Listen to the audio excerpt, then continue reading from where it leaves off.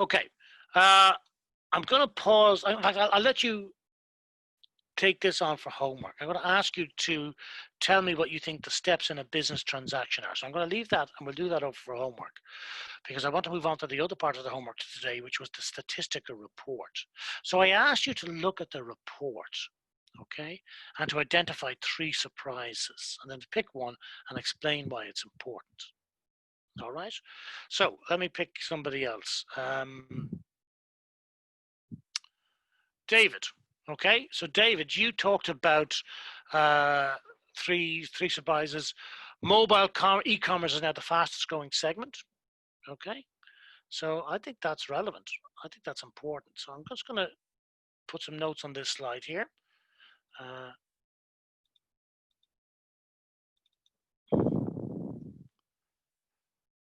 going to make it in white so we can see it. So we're talking about, mobile e-commerce, fastest growing. Yeah. So what does that mean? Why is that important? Okay, you didn't choose that as your important one, but I'm just wondering what because that does anybody have any ideas as to why that might be important? Okay, Kenneth. Yeah. So since the pandemic started, we have no choice but to think and use digital. Yes, I think you're right. I think the pandemic means that we're going to see a growth in digital. There's absolutely no doubt we're going to see a growth in digital. In fact, there's an article. Do you guys know Zara? Is that a brand where you guys are? Zara clothes shops?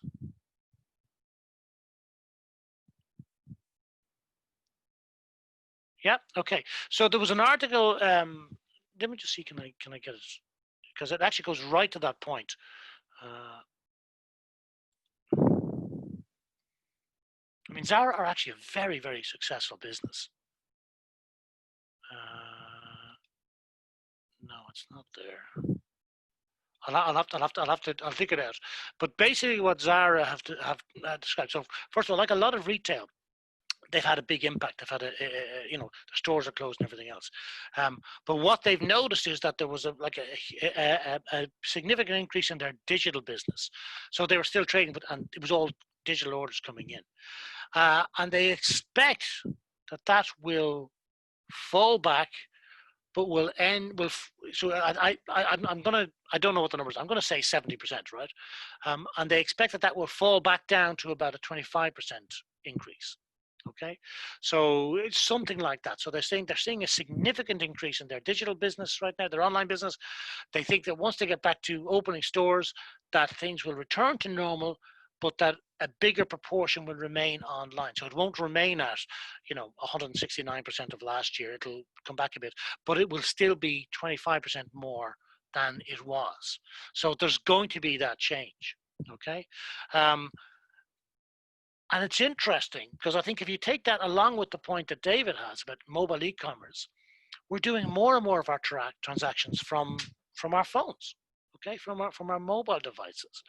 So we've got to factor that into the equation too, okay.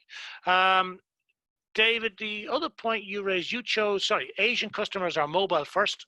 Absolutely, you guys are way ahead of us over here.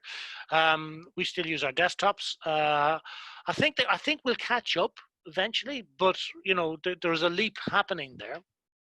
The payment methods offered by European online stores mostly meet customer needs. Okay, that's interesting. That's an interesting piece. And the reason you choose that one was because of customer needs. Understanding customers is key, giving them good service to in turn results in strong customer relationships. That's a really good point, David.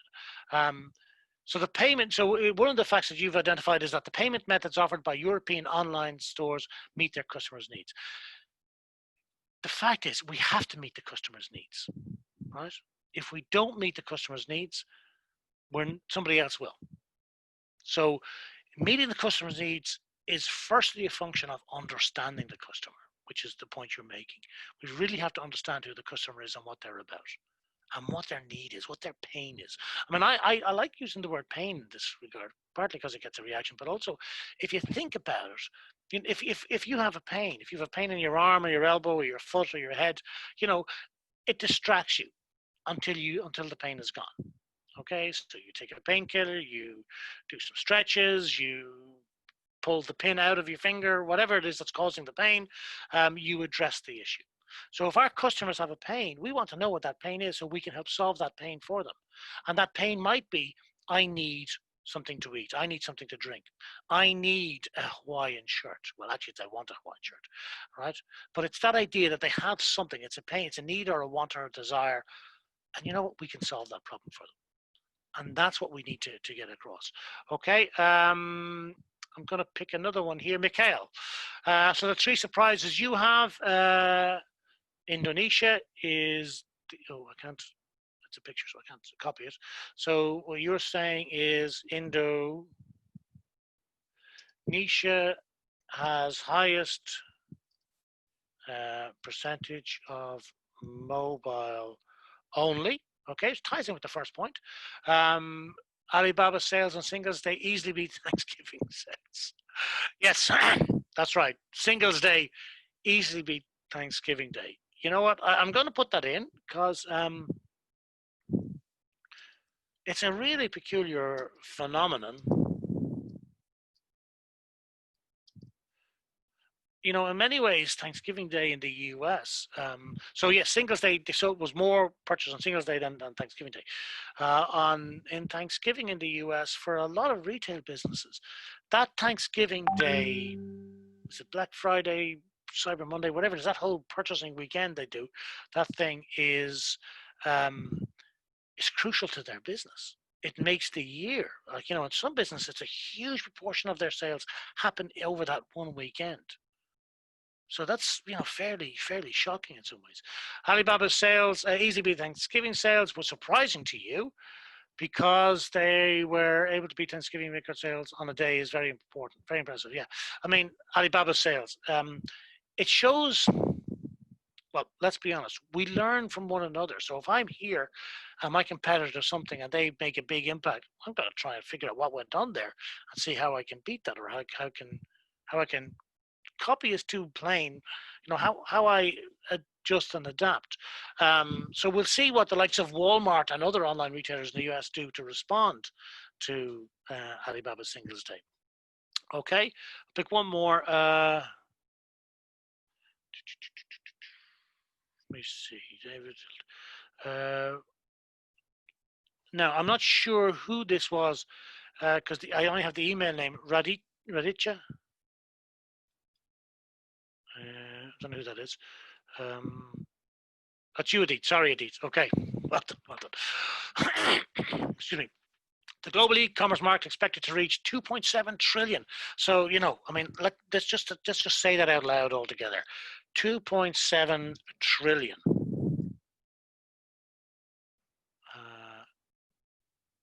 T-R-I and an I-O-N in revenue. That's dollars, isn't it? Yeah, USD.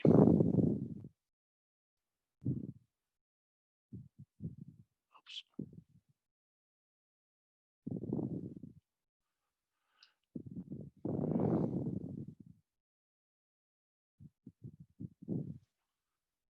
Oh, for God's sake, Shane. I should have made it so small.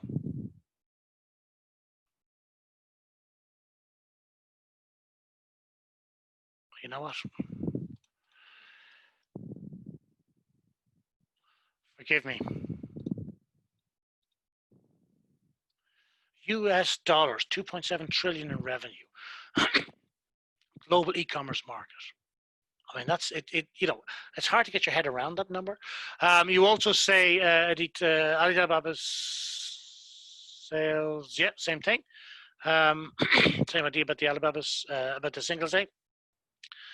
Amazon's preferred online video games provider. I didn't know that. That's quite interesting. I mean, I'm not a gamer, so I didn't absorb that. But you chose that one actually as the thing. It's crazy. There's a lot of gaming information platform. There's a lot of gaming platforms which specifically to provide games, but get dominated by a platform that gaming isn't its own thing. You know, that's quite an important idea. Amazon is the big beast here, right? Amazon which is the everything platform, is the the preferred online games provider.